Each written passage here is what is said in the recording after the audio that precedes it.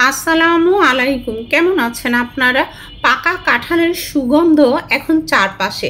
আকারে অনেক বড় হয় বলে অনেক সময় খেয়ে শেষ করতে পারি না আমরা।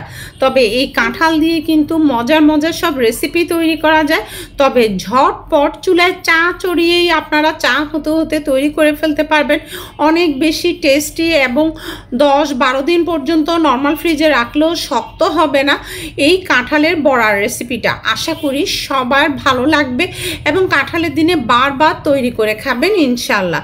তো এই জন্য কিন্তু একদম নরম কাঁঠালের প্রয়োজন। দেখুন আমি কাঁঠালের বিচি ফেলে দিয়েছি এবং একদম নরম কাঁঠাল নিয়েছি। যদি শক্ত কাঁঠাল নেন সেক্ষেত্রে ব্লেন্ডার করতে হবে। তো রেসিপিটা আপনাদের বোঝার সুবিধার্থে বলছি। কাঁঠালের বিচি ফেলার পর এখানে কাঁঠাল হয়েছিল মেজারমেন্ট কাপে 3 কাপ, আর এই 3 কাপ বিচি ছাড়া কাঁঠাল আমি হাত দিয়ে ভালো করে কষলে নিয়েছি। কোনো রকম কোনো আঁশ বা কিছুই ফেলার কোনো প্রয়োজন নেই, আপনারা দেখেই বুঝতে পাচ্ছেন। তো এই যে কাঁঠাল কিন্তু হাত দিয়ে কচলানো হয়ে গিয়েছে। এখন এর মধ্যে বাদবাকি উপকরণ আমরা ব্যবহার করব। তো আমি আজকে প্যাকেটের চালের গুঁড়া ব্যবহার করছি। মেজারমেন্ট কাপের 3 কাপ পরিমাণ চালের গুঁড়া আমি নিয়েছি, তবে একবারে দিইনি। এটা আমি 1 কাপ মিক্স করে তারপর আরেক কাপ, তারপর আরেক কাপ, এভাবে করে 3 কাপ আমি মিক্স করেছি। গ্রামে গঞ্জে কিংবা পাইকারি বাজারে অনেক বেশি রোদে শুকানো শক্ত চালের গুঁড়াটা ব্যবহার না করাই ভালো। ওগুলো আসলে ভিজাতে সময় বেশি নেয়, তো টেস্ট ভালো আসবে না। এখানে ভিজানোর কোনো প্রয়োজনই নেই। প্যাকেটের চালের গুঁড়া ইউজ করলে ঝটপট আমরা পিঠাটা তৈরি করে ফেলতে পারবো।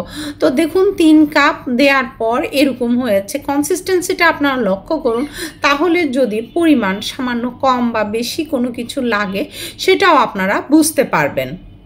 এখন আমরা চিনি ব্যবহার করছি। চিনিটা আমি দিচ্ছি মেজারমেন্ট কাপের 2 কাপ, এটাও আমি 2 ভাগে দিচ্ছি। 1 কাপ মোটামুটি মিক্স করে আরেক কাপ দিচ্ছি। এতক্ষণ যতটা টাইট ছিল এখন কিন্তু পাতলা হয়ে যাবে দেখবেন। তবে কতটুকু পাতলা হবে কনসিস্টেন্সিটা লক্ষ্য করবেন, সেটা আমি স্পষ্টই আপনাদেরকে বুঝিয়ে দিব। আর এখানে আমি গুঁড়া দুধ ব্যবহার করছি। মেজারমেন্ট কাপে 4 ভাগের 1 কাপ গুঁড়া দুধটা দেওয়ার কারণে টেস্ট অনেক গুণে বেড়ে যাবে। সামান্য লবণ দিয়ে দিয়েছি। লবণটা দিলে মিষ্টি এবং সব কিছু টেস্টটা ব্যালেন্স হবে। এখন সব কিছু আমি মিক্স করে নিচ্ছি। প্রতি কামড়ে কামড়ে নারিকেলের টেস্ট পাবেন, অসাধারণ টেস্ট আসবে। এই জন্য আমি 1 বাটি নারিকেল কোড়া দিয়ে দিলাম। আলতো হাতে নারিকেল কোড়াটা মিক্স করে নিতে হবে, চেপে চেপে মিক্স করা যাবে না, তাহলে নারিকেল কোড়া থেকে পানি বেরোবে। তো দেখুন আলতো হাতে মিক্স করে নিয়েছি, ব্যাস তৈরি হয়ে গেল বেটার। এখন দেখাচ্ছি কনসিস্টেন্সিটা কীরকম হয়েছে, আপনাদের বুঝে নিতে হবে। পিঠাটা আপনারা তেলে ছাড়তে পারবেন 2 ভাবে। দেখুন এভাবে ছাড়লেই বেশি সুন্দর হবে, মানে হাতের মধ্যে নিয়ে এরপর এইভাবে করে উল্টো দিক থেকে ফেলবেন। আরও একভাবে আমি দেখিয়ে দিব, সেটাও সহজ, তবে এভাবে বেশি সুন্দর হয়। আরেকভাবে হচ্ছে হাতের মধ্যে নিয়ে এভাবে করে দিতে হবে। এই পিঠাটা আপনাদেরকে ছোট ছোট বড়া করে তৈরি করতে হবে, তাহলে খুব তাড়াতাড়ি পিঠাটা ফ্রাইও হয়ে যাবে আর ভিতরে কাঁচাও থাকবে না, খেতে অনেক বেশি ভালো লাগবে। ব্যাস হয়ে গেল। রেস্টের প্রয়োজন নেই, শুধু তেলটা ভালো করে আগে গরম করে নিতে হবে, যাতে করে পিঠা দেওয়ার সাথে সাথে ফুলে উঠে মানে ভেসে উঠে। দেখেছেন, দেখেই বুঝতে পাচ্ছেন এরকম গরম হতে হবে তেল। তো আমি 2 ভাবেই আপনাদেরকে প্রথমে যেভাবে দেখিয়েছি ওভাবে 2 ভাবেই দিয়ে দেখাচ্ছি। আর দেখুন আমি কিন্তু একদম ছোট ছোট করে দিচ্ছি। এগুলো কিন্তু কিছুক্ষণ পর এমনিতেও ফুলবে, আর এই বড়াগুলো ছোট ছোট করে দিলে এগুলো ক্রিস্পি হয় ভালো, আর ভিতরটা খুব তাড়াতাড়ি হয়ে যায়। এজন্য ছোট ছোট করে এই বড়াগুলো দিবেন। তো দেখুন আমি অন্যভাবে যেভাবে হাতের মধ্যে নিয়ে দেয়া যায় সেভাবেও কিন্তু বড়াগুলো দিয়ে দেখাচ্ছি। তো 2 ভাবেই আপনারা দিতে পারবেন। আগুনের আঁচ মিডিয়ামে রাখতে হবে। মিডিয়াম আঁচে গোল্ডেন ব্রাউন করে ভেজে নিচ্ছি, তবে প্রয়োজনে আগুনের আঁচ সামান্য বাড়িয়ে কমিয়ে আপনারা ব্যালেন্স করে নিতে পারবেন।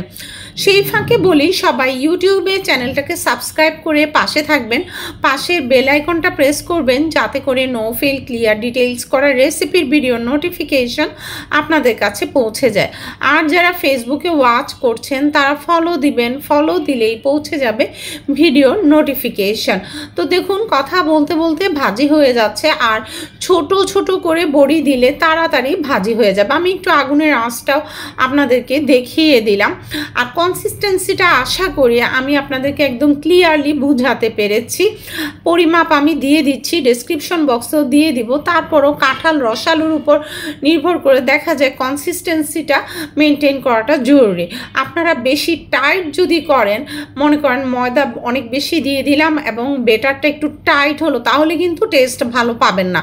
আমি যেরকম দেখালাম যে পিঠাগুলো আমি এভাবে করে ছাড়ছি, এরকম কনসিস্টেন্সি হতে হবে, তাহলে কিন্তু পিঠাটা খেতে অনেক বেশি টেস্টি লাগবে। আর ওই যে বললাম, আপনারা যদি নর্মাল ফ্রিজে এয়ারটাইট বক্সে 2 সপ্তাহের জন্য রেখে দেন, 2 সপ্তাহের মধ্যেও যখন খুশি বের করে খেতে পারবেন, একটুও শক্ত হবে না।